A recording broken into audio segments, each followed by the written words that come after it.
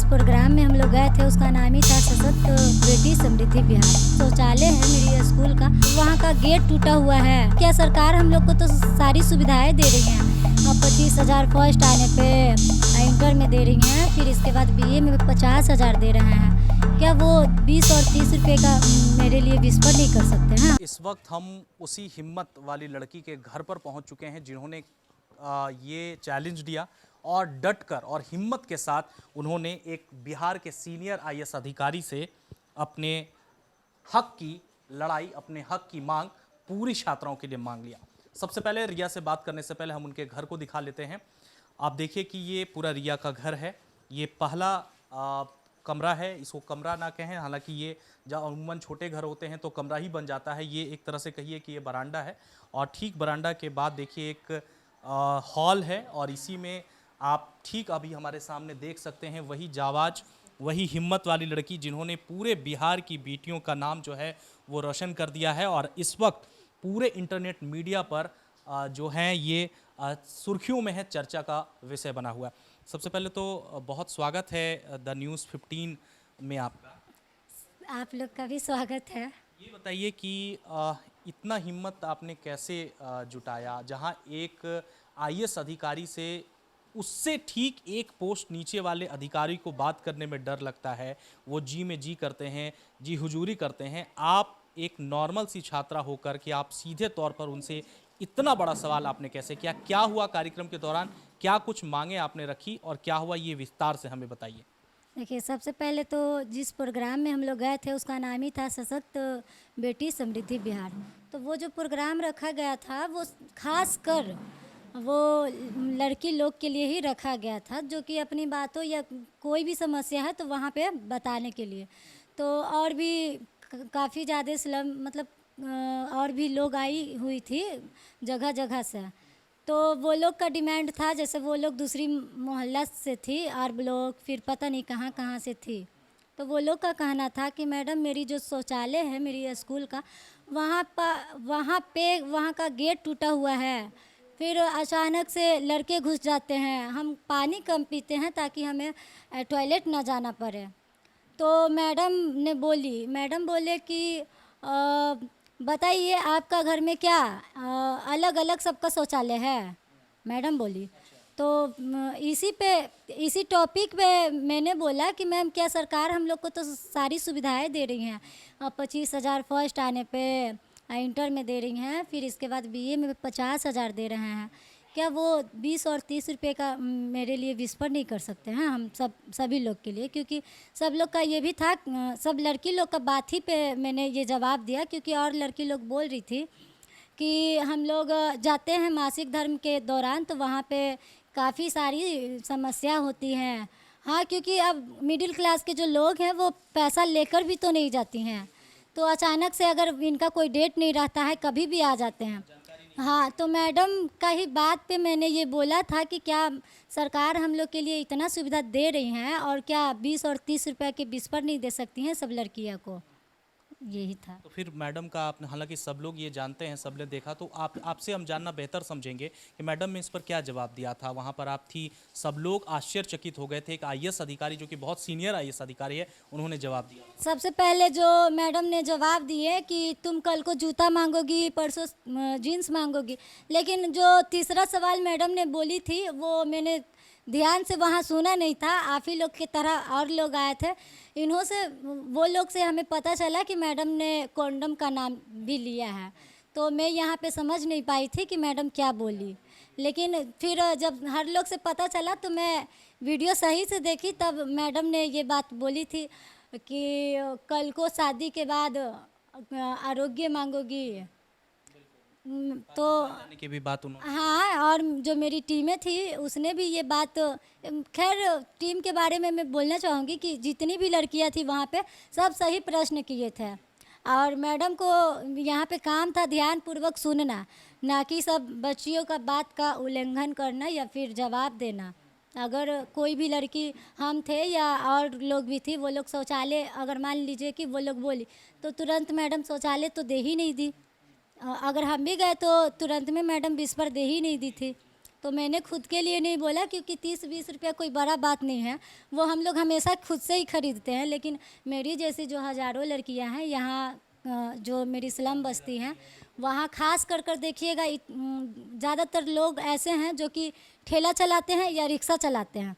और जो खास कर इनके लिए बोलना चाहूँगी, जो कूड़ा चुनते हैं, मेरी मोहल्ला में है वैसे लोग, तो वो लोग को मैंने क्या देखा है कि पता है वो लोग को कि माहवारी के समय कपड़ा यूज नहीं करना चाहिए, विस्पर करना चाहिए, लेकिन वो लोग पैसा के कारण नहीं कर पाती हैं। वो लोग को लगता है कि जो मैं 40 रुपये का विस्पर खरीदूँगी तो फिर इसमें 20-30 रुपया और मिलाऊंगी तो मेरा एक टाइम का खाना बन जाएगा। घटना के बारे में हमने जान लिया रिया, इतना हिम्मत आपके अंदर कहाँ से आया? कब से हैं यहाँ पर? कौन कौन आपके घर पर हैं? आखिर इतना हिम्मत आप कहाँ से लाईं? पहली बात कि जो मेरी माँ हैं वो हमें हमेशा सपोर्ट करती हैं। कोई भी अगर कार्यक्रम हो तो और सबको तो देखते हैं कि सबकी मम्मी रोकती है कि यहाँ नहीं जाओ, वहाँ नहीं जाओ। जहाँ तक कि अगर कोई लड़की पे कोई लड़का कमेंट कर देता है, उसमें भी सब बहुत लोग को देखे हैं स्लम बस्ती में, लड़का का तो कुछ नहीं होता, लेकिन लड़की का पढ़ाई बंद, फिर घर से भी बंद। लेकिन मेरी जो माँ है वो हमें शुरू से अंत तक सपोर्ट करती रही हैं। आपकी माँ से भी बात करेंगे। आज बेटी जो है वो कहीं ना कहीं पूरे इंडिया में, या यूं कहें कि जहाँ जहाँ इंटरनेट का यूज़ होता है वहाँ आपकी बेटी पहुँच चुकी है, और ऐसे काम के बदौलत पहुँची आपकी बेटी जो सही है, जो नीड है, जो ज़रूरत है। आपका क्या नाम है और कैसा लग रहा है? इतना हिम्मत आपने बेटी को कहाँ से दी? कहाँ? महेशवाड़ी देवी। कैसा लग रहा है अभी बेटी ने ये काम किया, एक आवाज़ उठाया है उन तमाम लोगों के लिए जो इस चीज़ को जानते नहीं हैं? एक ऐसे आईएएस अधिकारी से ये सीधे तौर पर इन्होंने सवाल कर दिया जो बहुत बड़ी हैं और बहुत उनका पहुंच। बहुत कि सही बात बोलल गेले कि सही जो सही है, गलत है जो गलत है, तो अपना जे दिमाग में आट गया कि सही है तो वो बोल दिया। कैसी हैं ये? मतलब शुरू से घर में ऐसे ही हैं, मतलब सबके साथ रह कर के मिलकर? इनके बारे में थोड़ा बताइए, आपकी बेटी कैसी है? हमको बेटी अच्छी है, सबके देखते हुए काम, अपनों काम करता है, घरों का काम करता है। हाँ, तो इसको लग रहा है कि पढ़ लिख गरीब के बाल बच्चा है तो कुछ विकास कर सकते हैं। इनकी माता जी हैं, ये खुद हैं। और क्या बनना है आपको? बड़े होकर के क्या आप चाहती हैं, क्या बनना? तो ऐसा तो मेरा कोई बड़ा सपना नहीं है, लेकिन इतना ज़रूर सोचे थे कि कोई भी सरकारी जॉब करेंगे, कोई भी सरकारी जॉब। ऐसे सब कुछ के लिए फॉर्म करते हैं अप्लाई। अभी कहाँ पढ़ती हैं? अभी ऐसे पढ़ाई के बारे में आप पूछे हैं तो मैं बता ही देती हूँ। जैसे मैंने सरकार से ये भी मांग रखी है कि जितने भी गरीब के, हर लोग के बारे में बोले हैं, जो भी कास्ट के रहें, जो कॉलेज हैं सरकारी या फिर स्कूल हैं, वहाँ पे रजिस्ट्रेशन या फिर कॉलेज फीस या ये सब ना लिया जाए, क्योंकि गरीब के बच्चा लोग कॉलेज भी जाते हैं तो वहाँ पे जैसे इंटर पास करने के बाद काफ़ी सारा पैसा लिया जाता है। मेरा था 4,343, तो मैंने भी अपना एडमिशन नहीं करवा पाया था, तो फिर डेट ख़त्म हो जाने के बाद मैं फिर प्राइवेट से अभी कर रही हूँ, जो कि बहुत दूर है, मैं जाती भी नहीं हूँ, लेकिन एग्ज़ाम देने सिर्फ जाऊँगी। तो इसीलिए मैं सरकार से ये भी कहना चाहूँगी कि जितने भी सरकारी स्कूल हैं या फिर कॉलेज है, यहाँ पे 1 रुपया भी ना लिया जाए। फिर मांग कर हाँ, फ्री में सबको शिक्षा दिया जाए, क्योंकि अब मेरा तो हो गया है ना, लेकिन और लोग जो हमारे पीछे हैं और लोग हैं, तो वो लोग कैसे क्या कर पाएंगे? आपके इस बात से आपने जो जायज़ मांग उठाया, खुद आईएएस मैडम ने भी माफ़ी मांगी है और नीतीश कुमार ने खुद इस पर संज्ञान लिया है, वो कहा है। हाँ, तो मैडम को तो हम काफ़ी दिन पहले ही माफ़ कर चुके थे। उसी दिन जब हमें पता चला तो हाँ, कि मैडम ऐसा ऐसा बात हो गया, हमें नहीं पता था कि इतना बवाल हो जाएगा इस बात को। मैंने तो सोचा कि अब बात जो हो गया सो हो गया, नेक्स्ट टाइम मिलेंगे मैडम से फिर कुछ ऐसी बातों को लेकर। मैडम को मैंने, जब मेरा प्रोग्राम ख़त्म हुआ तो मैम को मैं बोली भी कि मैम हमें आपसे मिलकर बहुत अच्छा लगा, तो मैडम ने भी बोला थैंक यू, हमें भी अच्छा लगा। लेकिन मैडम समझ नहीं पाई कि मैं क्या बोलना चाह रही थी, क्योंकि तकलीफ़ तो हमें भी बहुत हुआ है कि मैडम ऐसा बात बोली कि सब लड़की लोग को ही बोल रही थी। बताइए, एक लड़की थी जिसने बोली कि मैं पानी कम पीती हूँ, तो उस पर मैडम बोली क्या तुम्हारे घर में शौचालय अलग अलग है?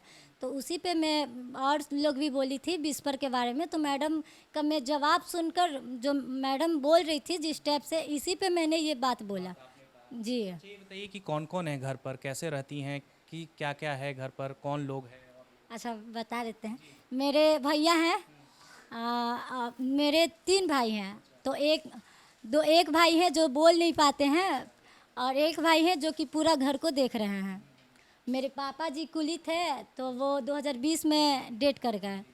तो अभी मेरे जो भैया हैं वही पूरा घर को देखते हैं, और वो कुली में काम करते हैं। लोग यहीं पर हाँ, पटना जंक्शन में मेरे भैया काम करते हैं। या जो आपने एक ऐसा सवाल उठाया, एक ऐसा मुद्दा उठाया जो आज तमाम लड़कियां जो हैं वो वंचित रह जाती हैं, तमाम लड़कियां चुप हो जाती है, और ऐसे मुद्दे पर आज आपने एक आवाज़ उठाया जो कई लोग जो हैं वो बोलने में भी शर्माते हैं, कई लोग जो हैं उसको आवाज़ उठाने के लिए नहीं कहते, खास करके महिलाओं की जो समस्या है उसको जनता के सामने लाने में भी वो हिचकिचाती हैं। आप बात करने के लिए बहुत बहुत शुक्रिया, आपके इस हौसले को हमारी पूरी टीम की तरफ से बहुत बहुत सलाम।